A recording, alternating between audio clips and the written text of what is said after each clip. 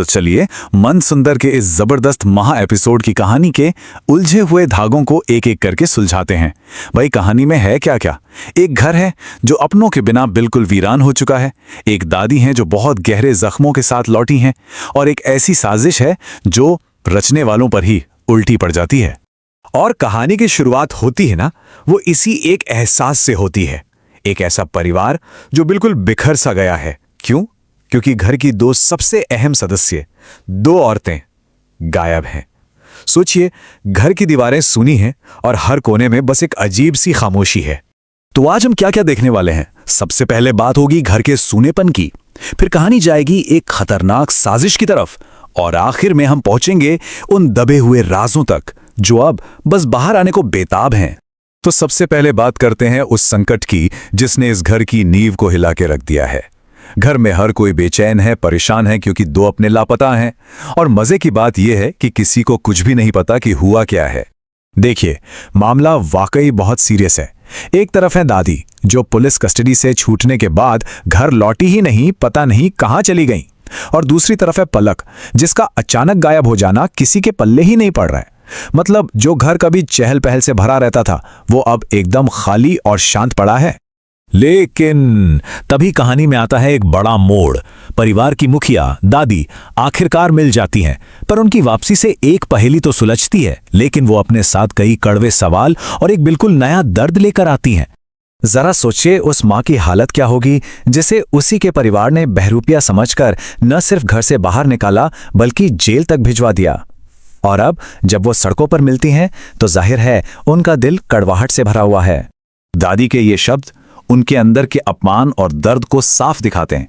वो साफ साफ कह देती हैं कि वो भीख मांगकर गुजारा कर लेंगी, लेकिन उस घर में वापस कदम नहीं रखेंगी जहां उनके आत्मसम्मान को इस तरह रौंदा गया हो। खैर, परिवार के बहुत ज्यादा मनाने और माफी मांगने के बाद दादी का दिल पिघल जाता है और वो घर लौट आती हैं। लेकिन घर में कदम रखते ही उनका जो पहला सवाल होता है ना, वो सबके दिलों में एक नई दहशत भर देता है। वो पूछती हैं, मेरी पलक बहू कहाँ है? और फिर वो भयानक सच सामने आता है जिसे सब अब तक छिपाने की कोशिश कर रहे थे। परिवार को मजबूरी में बताना पड़ता है कि पलक लापता है, और सिर्फ लापता नहीं, उसके कपड़े मगरमच्छों से भरे एक तालाब के पास मिले हैं। ये सुनते ही दादी पर तो जैसे दुखों का पहाड़ टूट पड़ता है और घर में मातम छा जाता है। अब देखिए, एक तरफ तो परिवार इस नए गम से जूझ रहा है और दूसरी तरफ उसी घर की दीवारों के पीछे एक और ही कहानी पक रही है। एक सोची समझी साजिश जिसका एक ही मकसद है रूही को बदनाम करके घर से हमेशा के लिए बाहर निकालना। इस साजिश का प्लान बहुत सिंपल सा था।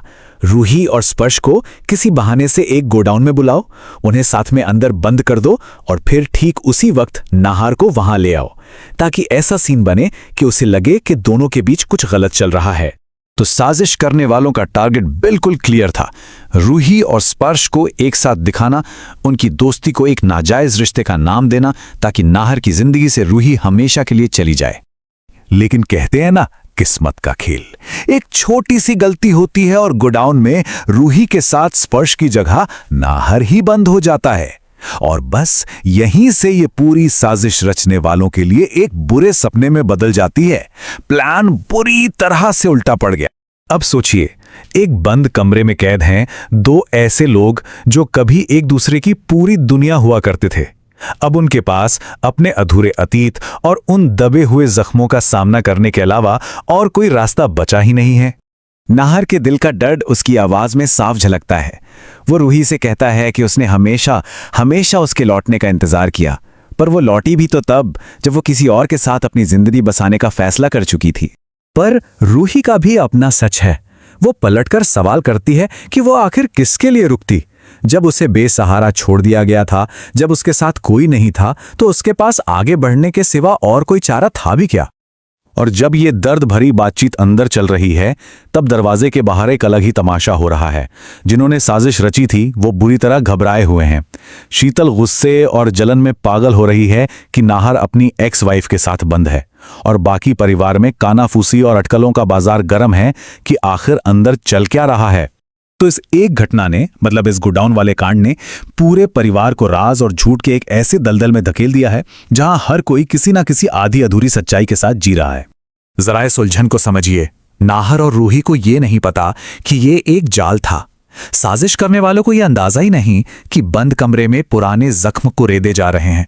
शीतल को इस बात का डर है कि कहीं बिट्टू का सच बाहर ना आ जाए, और बेचारी दादी जो पलक के गम में डूबी हैं, उन्हें इस बात की भनक तक नहीं है कि उनके अपने ही घर में क्या क्या खेल चल रहा है। मतलब उस रात गोडाउन में सिर्फ 2 लोग कैद नहीं हुए थे। उनकी उस एक मुलाकात ने पूरे के पूरे परिवार को उनके टूटे हुए अतीत की यादों में कैद कर दिया है। और अब सबसे बड़ा सवाल यही उठता है कि जब एक घर की नींव ही इतने सारे राज और झूठ पर टिकी हो, तो कौन सी एक सच्चाई सबसे पहले बाहर आएगी और इस पूरे परिवार को बिखेर कर रख देगी।